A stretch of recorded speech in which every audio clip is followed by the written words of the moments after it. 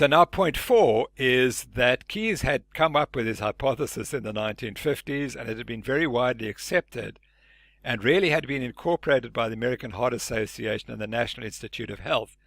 And they were funding his research, the research of this idea.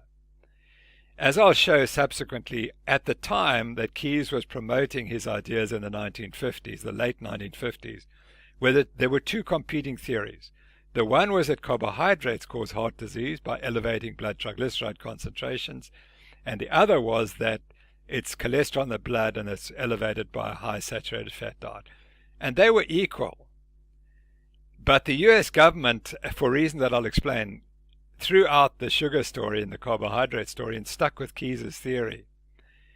And what really was so instrumental was in 1977, George McGovern's Senate committee came together, and because they were about to be disbanded, they decided they had to do something.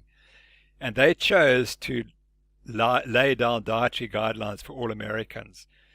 And that was catastrophic because that stopped the debate. Once the government had said this is what you have to eat, despite the fact that there was much debate about whether those guidelines were correct or not, once they'd laid down the guidelines, they were immutable. And that we see even today, because as I speak, the 2020 dietary guidelines are about to be released, and it's very clear that they still don't look at all the evidence. So the essential basis for Keyes' hypothesis is the diet of the average American changed radically after about 1910. And what I'm going to show to you, because that was the evidence that McGovern used to say that we have to change diet to what we should be eating, which is what we used to eat in America, which was our diet high in cereals and grains. And the point is it was never that. That was never the case. So in fact, the major chain of Americans in the past 100 years is the one that is ignored. So here we have Senator McGovern in front and his committee. They met over a few days and drew up these guidelines, which became so influential. And here was McGovern on the first day of the commission. This is what he said. The simple fact is that our diets have changed radically within the last 50 years with great and often very harmful effects on our health. These dietary changes represent as great a threat to public health as smoking. Now, smoking by then was accepted because the data had shown that it was a factor. So then he continues, too much fat, too much sugar or salt can be and are linked directly to heart disease, cancer, obesity, and stroke, amongst other killer diseases. And that's not true because there was no data at that time to say that fat and sugar and salt had been linked to all these diseases. In all, 6 of the 10 leading causes of death in the United States have been linked to our diet. They may have been linked, but that's by association. There was no proof at that time that the diet that's high in fat and salt and sugar is the one that's the problem. Now, another person who was very influential in the US at the time was Jane Brody, and you can see she wasn't a fan of the low carbohydrate diet. She promoted high carbohydrate diets. And she said within this century, the diet of the average American has undergone a radical shift away from plant-based foods such as grains, beans and peas, nuts, potatoes and other vegetables and fruits, and towards foods derived from animals, meat, fish, poultry, eggs and dairy products. So she's confirming what Senator McGovern was trying to say. The problem was, what was the evidence base for that statement? Had the Americans really changed the diet in the way that Brody and McGovern had claimed? Well, let's look at the rise in total heart disease, and that's in red, and you'll see that the rise starts in about 1900. It peaks in the 1950s and then starts to fall.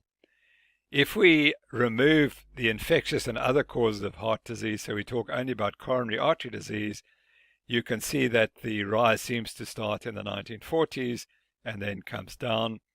But this value must have started rising here in the 1920s. And as we know that heart disease, there's a latency period of at least 30 years.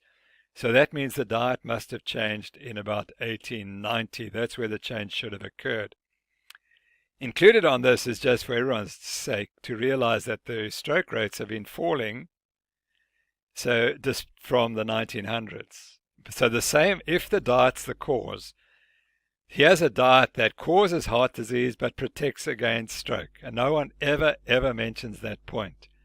We're always told that the biology of stroke and heart attack is the same. But how can it be the same if the same diet, and if diet's the cause, the same diet's preventing strokes and causing heart disease? That's an anomaly that people fail to address.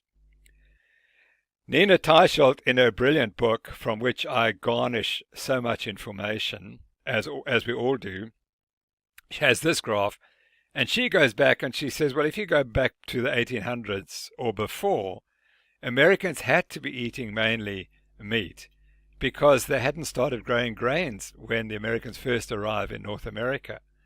They can't have been eating grains and fruit and vegetables. They had to have been eating meat killed locally.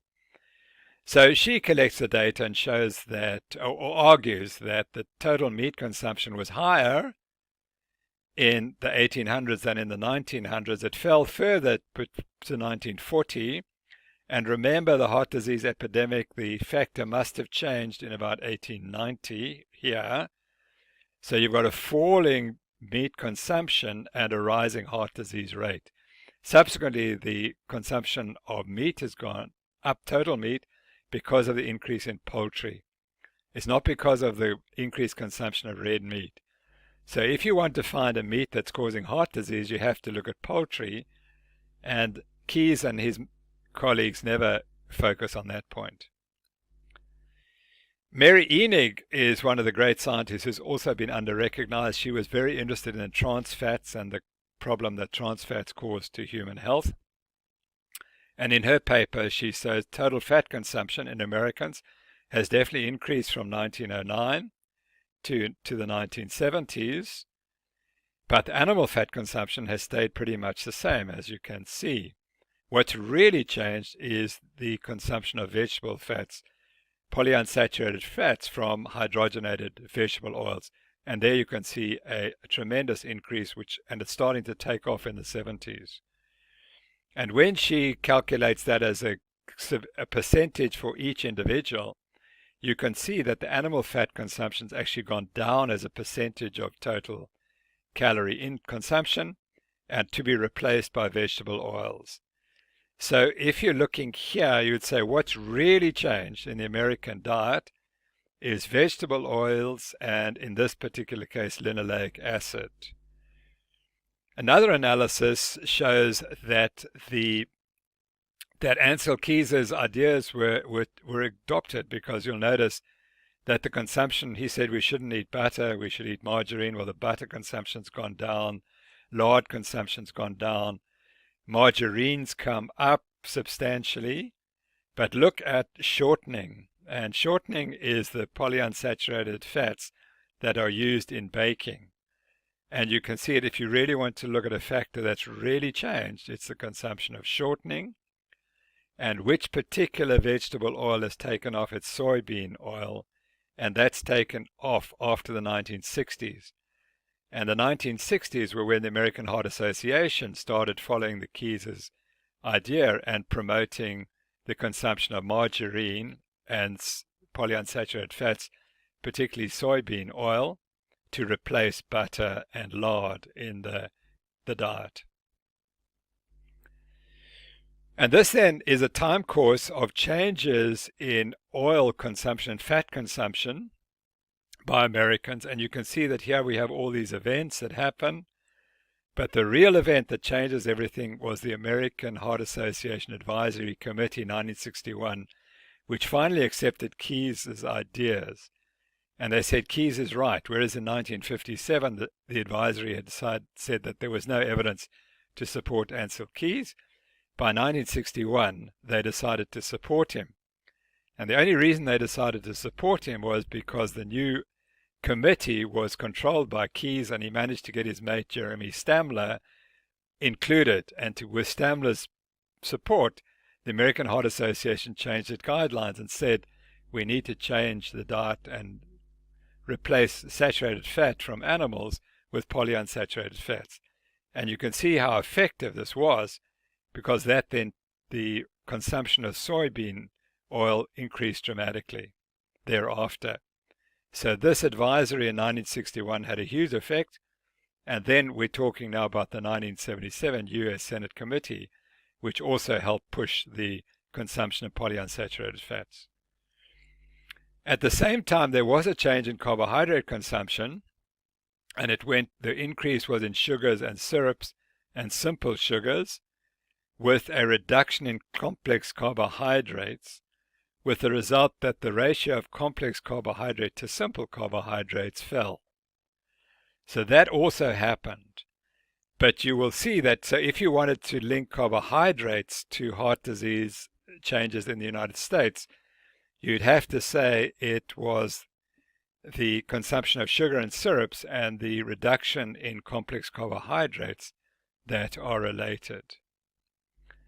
But here's the really important slide, which people haven't really referred to, and it was written in 1964, and that's probably why people have not seen it. But here's the consumption of polyunsaturated fats, which start in 1909, which is just when it needs to start if you're going to cause a rise in heart disease rates in the 1940s. So polyunsaturated fatty acids start to increase, but here's the key. The change in the polyunsaturated to saturated fat ratio starts to rise already in the 1920s. Now along comes the McGovern Commission, and they say that on the basis of Key's data, we have to change the PS ratio. And they talking about in the 1970s. Well, actually, the PS ratio has already changed at the very time that heart disease rates are going up.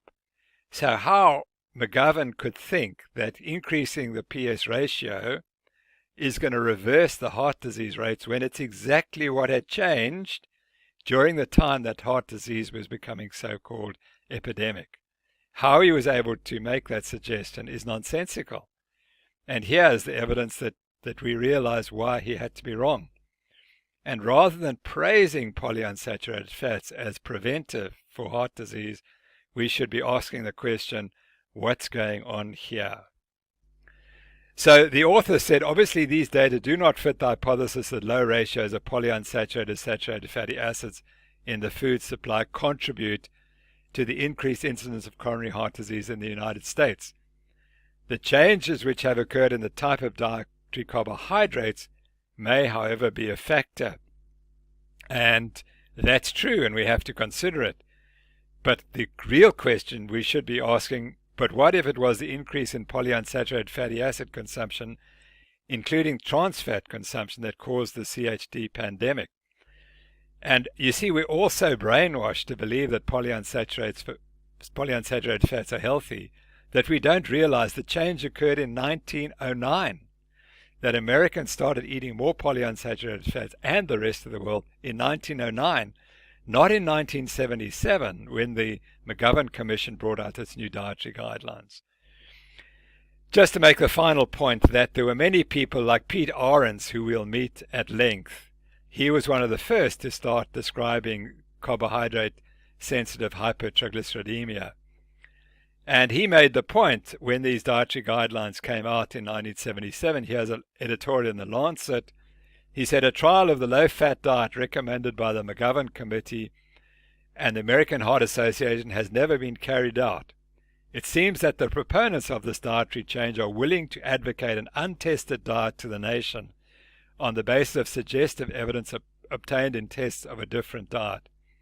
Their logic is presumably justified by the belief that benefit will be obtained vis-a-vis coronary heart disease prevention by any diet that causes a reduction in plasma lipid levels. So what he's saying is that there were data at the time of these dietary guidelines being produced or introduced.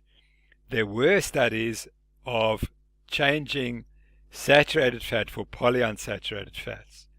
But no one had ever tested a low-fat diet. And in the rest of the lectures, I will be focusing on those studies where they've changed either the polyunsaturated fat to saturated fat ratio, or where they've reduced the saturated fat content of the diet, to see, did those studies ever, subsequent to this acceptance of these guidelines, did those studies ever prove that we should have adopted these dietary guidelines?